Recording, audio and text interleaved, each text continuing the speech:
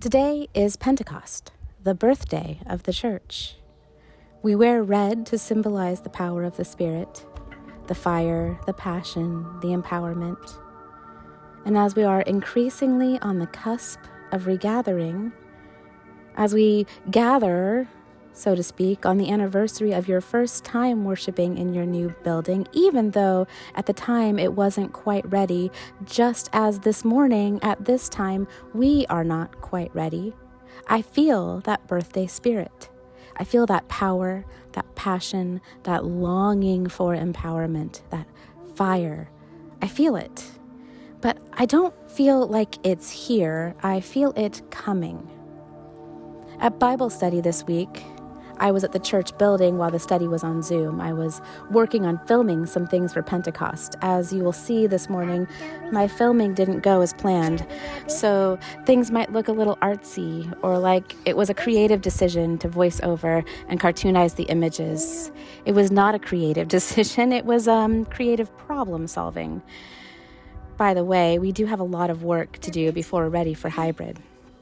I let the Bible study folks in on some secrets of the online church trade I've been learning while living them the last year and change.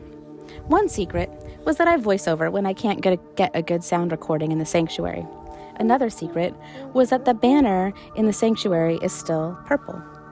For those that don't know, we have a banner in the sanctuary that changes with the church seasons. Purple is for both Advent and Lent. When COVID hit and we paused in-person worship, it was Lent, and the purple banner was still up. We didn't change it that Easter, and then we didn't change it for Pentecost. We left the Lenten banner up through the green and growing season we call ordinary time. Then came Advent, and hey, look at that, the banner was right again. So we left the purple up while we thought about the concept of light breaking in dark night. And we didn't change it for the arrival and the blinding light of Christmas and Epiphany because, well, we weren't ready to arrive at the building, and the global dark night expressed that she was not ready to vacate the premises yet, and, well, there is a moratorium on evictions. Then came Lent, and the banner was right again. And then there was Easter, and we still didn't change the banner. And here it was, filming day for Pentecost, and the banner was still purple. The banner is still purple. And then here it was, filming day for Pentecost, and I couldn't think of the words to speak to you.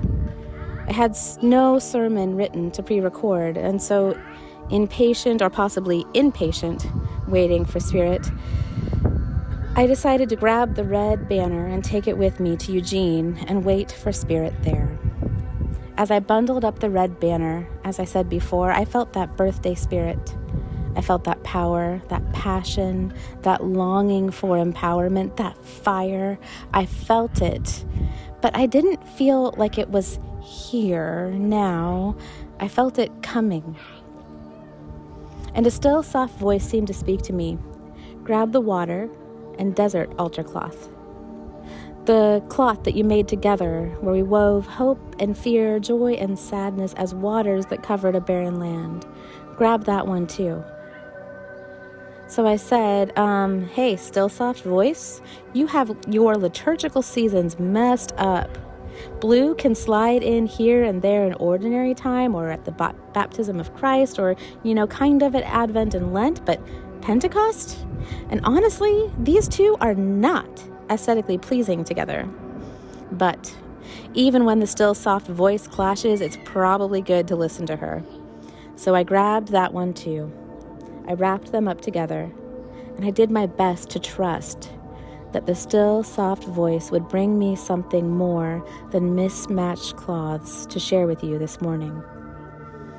As the week progressed, I was drawn to think less about the fire of the Spirit and more about the breath of Spirit. Less about the heights of Pentecost and more about water, who knows how to get low. Water is an expert at getting low. It rises to the sky but then comes back to the ground. She pushes and shoves her way into the soil and down to the roots. They land on mountains and rush like a cross-country mega marathon runner down, down, down, low, low, low. Water knows how to get low. And in getting low, like Ezekiel, she finds herself in the valley. And in the valley, she brings life. And breath in the story of creation, in the story of Ezekiel, in the story of the risen Christ, in the story of the birth of the church, breath gets low. The breath of the Creator lives in the heavens and comes down to earth. But more than that, it bends down on one knee, gathers dirt, and then leans lovingly over to breathe life into it. The breath of renewal in Ezekiel goes down to the valley, but then goes down further to the dry bones, again leaning lovingly down, as low as she can, and breathes life. And Christ goes down into the grave and there finds new breath, and the church loses their beloved Christ and huddles fearfully in a room, and there the wind of heaven descends and finds them and enlivens them. Breath and water know how to get low. Speaking of water and wind, the Quaker tradition went through some major changes around the turn of the century. A few of its leaders noticed something that they called a storm coming.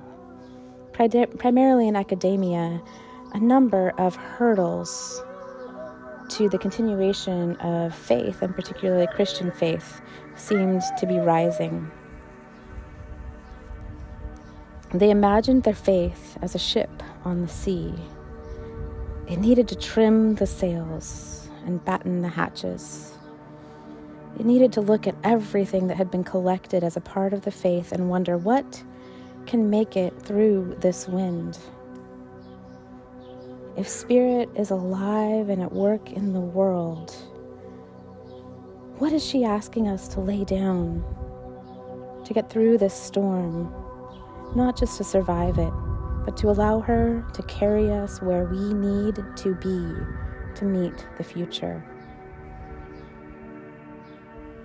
There was a significant shift in Quaker faith because of this, because they asked the question, what is essential, as they moved into the future? Now, when you ask that question, what is essential, it's easy to think we need to get rid of everything.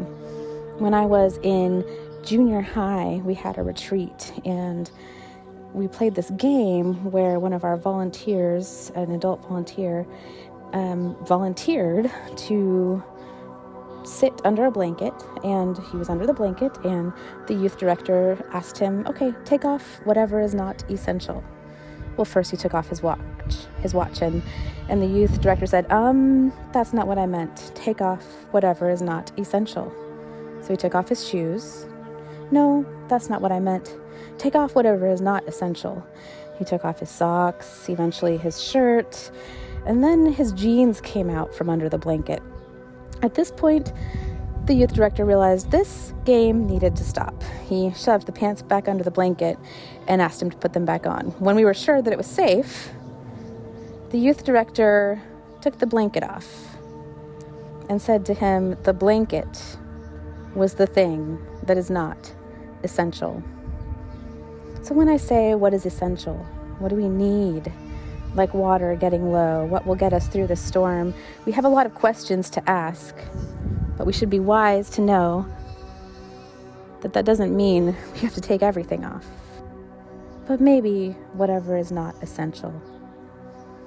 We spent the last few weeks dreaming together. Last week we listened to our dreams. There are some wild dreams. And there are some big questions. And we've all had some hardships, and we've all had some realizations, and we've all done some soul searching.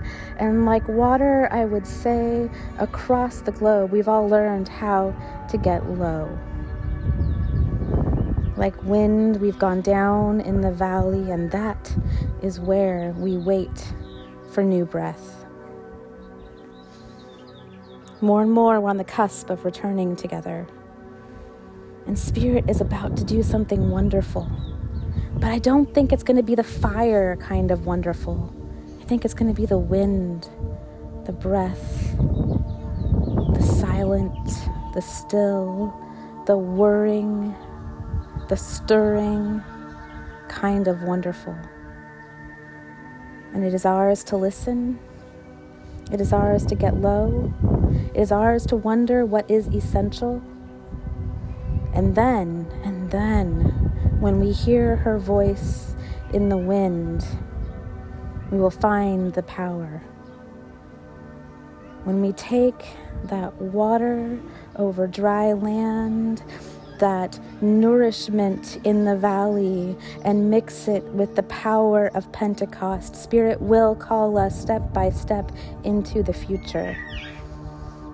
Can these dry bones live? The Eternal One says yes.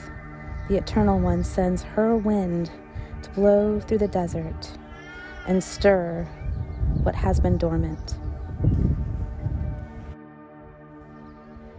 And so let us get low.